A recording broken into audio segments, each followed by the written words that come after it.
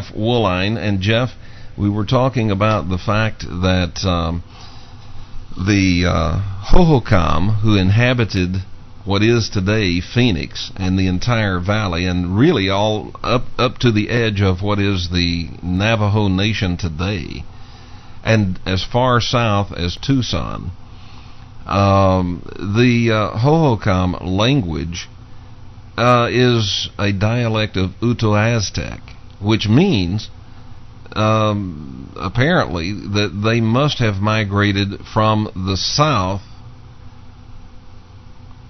to this area, bringing with them, of course, their religion, and the religion includes human sacrifice. And I had asked the question, have you discovered any evidence at all on South Mountain that would indicate they practice human sacrifice?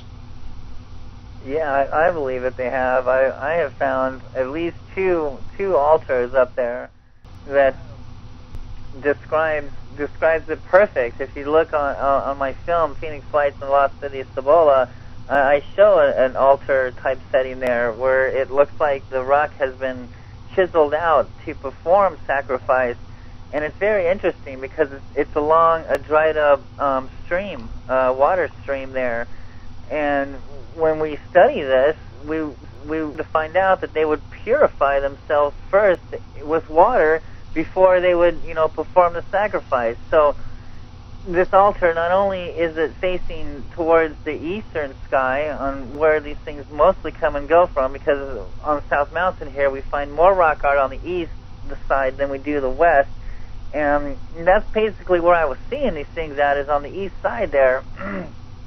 And not only is it faced towards that general area and the streamline bed, but the what looks like dried blood dripping from the stone there.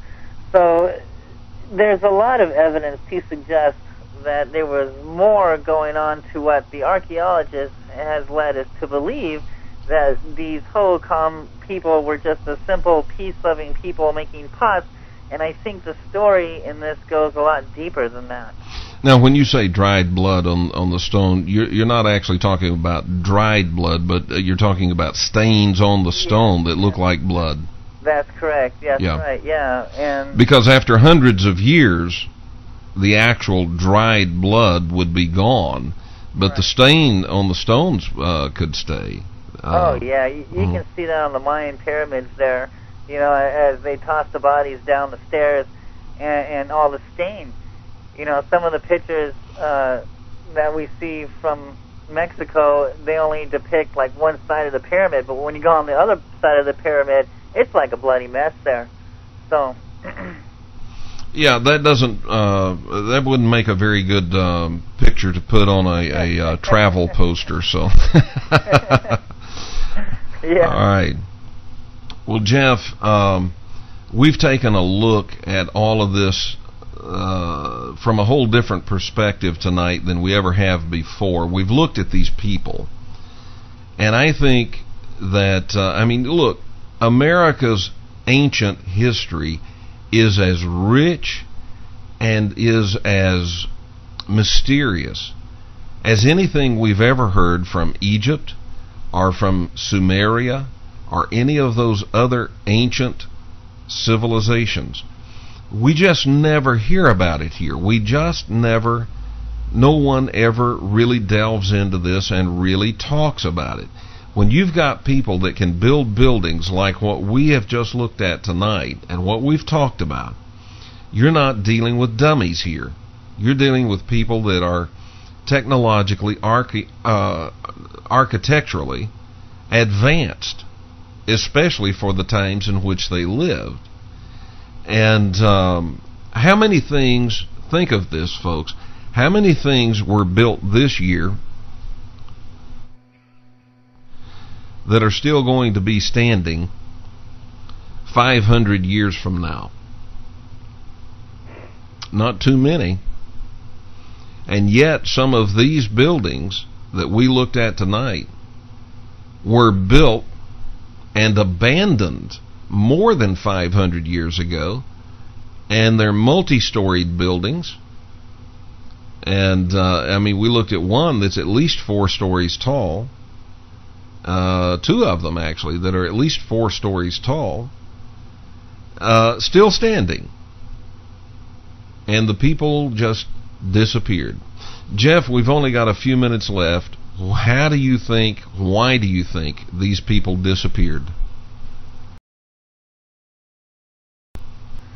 Well, not only in talking with some of the tribes people here, it's very hard to get, a true Native American, at least here in the city of Phoenix, to actually talk about these things because of their past, because of what had happened to their past, and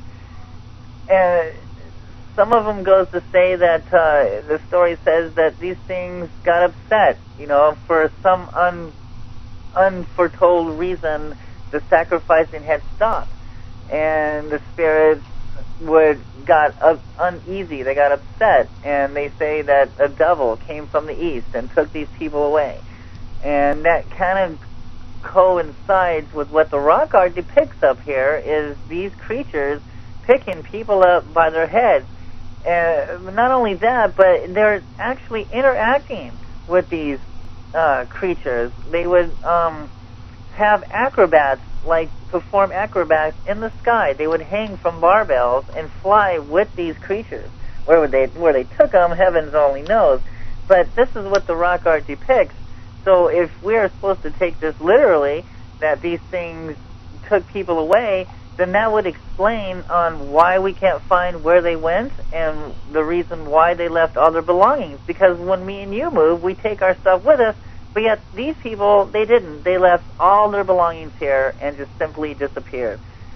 So that would suggest, something catastrophic might have happened for these people, just to disappear like this. All right, we've hit the end of the show. All right, folks, that's a wrap for this evening. That's a wrap for this week, and I hope you've enjoyed it. My friends call me Steel Eye. My enemies do too. You can call me whatever you want to call me. Just keep coming back again and again and again.